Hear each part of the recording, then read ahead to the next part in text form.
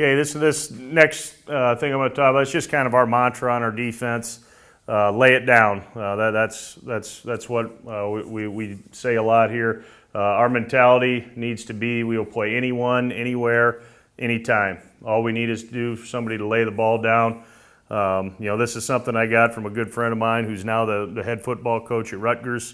I may have reworded it a little bit, but I think it makes so much sense. It's kind of a blue-collar mentality. You're trying to, it doesn't matter. It doesn't matter who you're playing, because we've played pretty much all levels of football here, everybody except for the Division I level.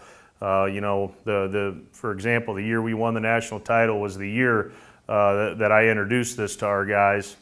In 2013, going into that season, we were playing, I think we had 10 games on our schedule. 8 of the 10 teams we played were ranked in the top 20, and 5 of them were on the road. So we had our hands full, and one of the other ones, 6 were on the road, and then one of the other ones was a 1AA program that's been very good in the past. So we were staring down, a pretty daunting schedule.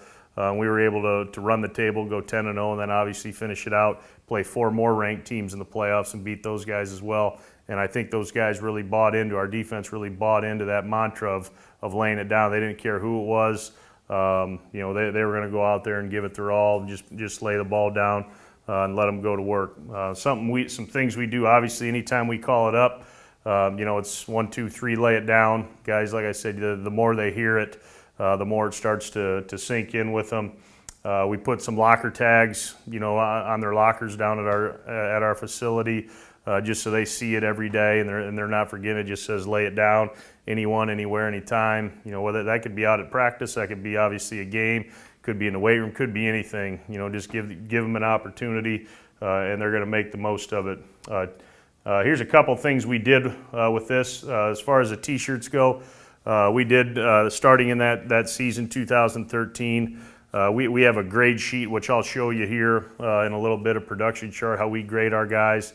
And there's a formula that goes into it in order for them to earn a shirt. Long story short, if they scored 20 points in production points a game, and they graded out basically a plus-minus situation, if they graded out at 85% or better, that means they're locked in pretty good.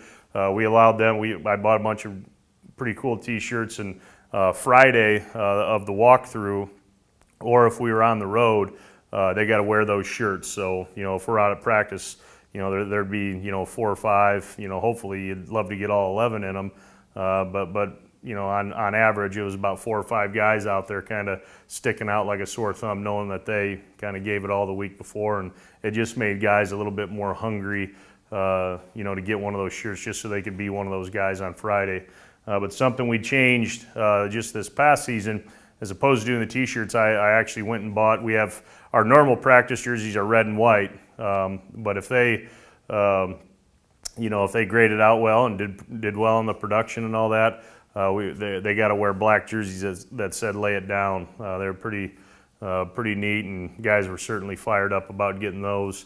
Again, now you're sticking out, 3 days a week, so it gave them a little bit more incentive, to get after it in the game on Saturday. So, and I think that's something that I'll definitely continue to do.